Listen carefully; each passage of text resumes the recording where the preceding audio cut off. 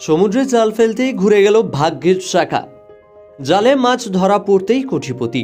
বাংলাদেশে এক জেলের জালে কিছু মাছ ধরা পড়তেই দাম উঠল কোটি টাকা।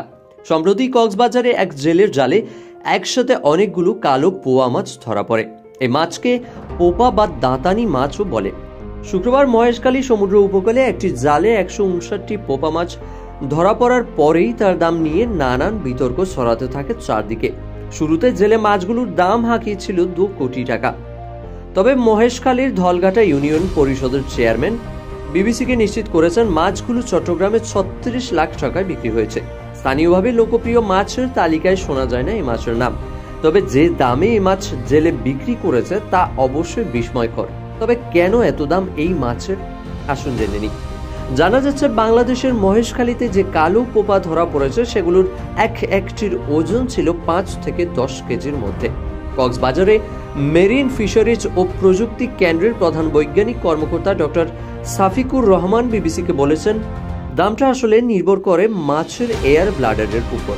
সাফিকুর রহমান বলেন, যে সমস্ত মাছের ফটকা বড় হয় তাদের মূল্যও বেশি হয়। বিভিন্ন কোম্পানি এখন সব মাছের এয়ার ব্লাডার সংগ্রহ করছে। আন্তর্জাতিক বাজারে এর চাহিদা রয়েছে এবং এগুলো বিদেশে রপ্তানি হয়ে থাকে।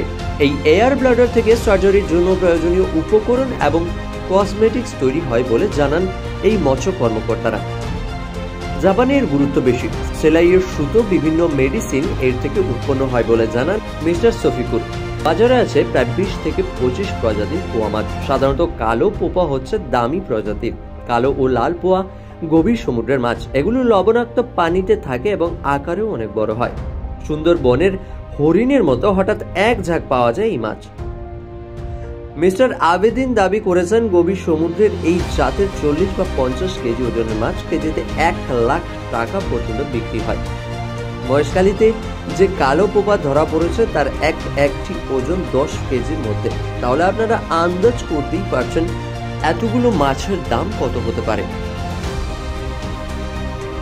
Tuhin Chakraborty report, Indo Bangla Times business.